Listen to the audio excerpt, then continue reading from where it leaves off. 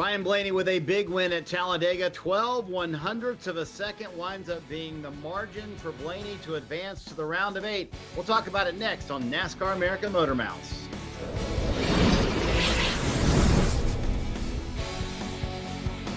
Hi, everyone. Marty Snider, Jeff Burton, Steve Letarte joining you here. Ryan Blaney with the big win at Talladega puts Team Penske and the 12 team into the round of 8. But, Jeff, you look at the round of 12 and how it was comprised for the 12 team after the mistake Blaney made at Texas, was kind of beating himself up. Did you get the sense that this was their race they kind of needed to win if they were going to make it to the round of 8?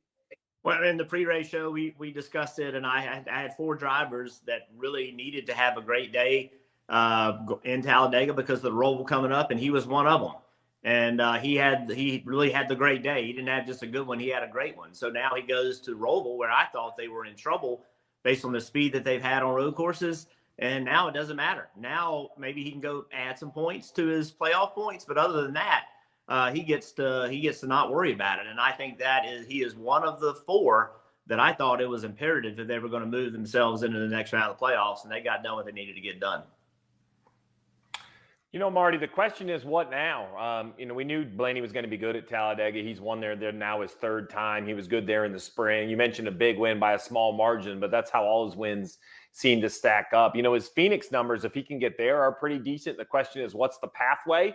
He has an extra week to work on it, but Las Vegas, Miami, and Martinsville make up the round of 8. Now, the interesting thing is, while his numbers at Miami don't impress, I've seen crazier things than him winning at Martinsville. I think he's pretty good at the short track, so maybe so. But the big one I have circled is Las Vegas. I didn't have Ryan Blaney as the dominant car at the 600 earlier in the year, but yet there he was. He showed up and he won that race. Can he pull off the same similar feat when we go to Las Vegas in a couple weeks? It's a lot like Charlotte. It's a high-grip racetrack, has a little bit more content with a few bumps.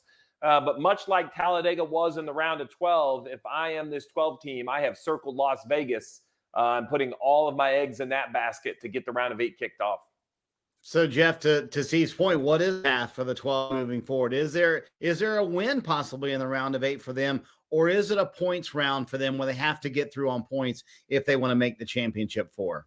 I think it's most likely a points round. I think Homestead is a major concern because we know it's a super low grip racetrack. To me, the fast, low grip racetracks is where the Fords have struggled mostly. Vegas, if he gets there and we got cool temps and there's a lot of grip in the racetrack, I think that would be best case scenario for Blaney. Martinsville in the spring, they didn't run great, but they gained a 10th most amount of points, 9th or 10th most amount of points in that race. So yeah, I think they're going to have to point themselves through it. And honestly, it's kind of what they've done throughout the whole year. Like, they've managed races really well. I thought his teammate, Joey, they managed races really well to put themselves in this position. And I think that's what the next 3 weeks have got to be. No major mistakes. We've seen that from Blaney. We saw it 2 weeks ago. We saw it last year. Maybe this race at Talladega lets him put that behind him. They got to go execute. They can't have the wrong pit stop at the right time. There's not a lot of margin for error.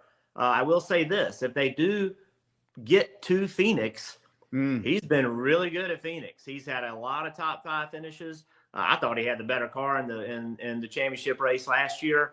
He could win Phoenix. He could go there and win. They ran well there, ran decent there in the spring. So I wouldn't count them out. I mean, they're not my favorite in going into the playoffs. Certainly not my favorite. But I do see a pathway for them to Phoenix. And if they get there, they got a chance to win the championship. Well, if they need motivation, they don't have to look far. Just look across the garage at Team Penske. Because if anybody had Joey Logano as their favorite, they're smarter than me. He for sure wasn't my favorite a year ago. He got the championship accomplished, earning his 2nd. So Ryan Blaney and the 12 team, if you need motivation, just see what your teammate did a year ago.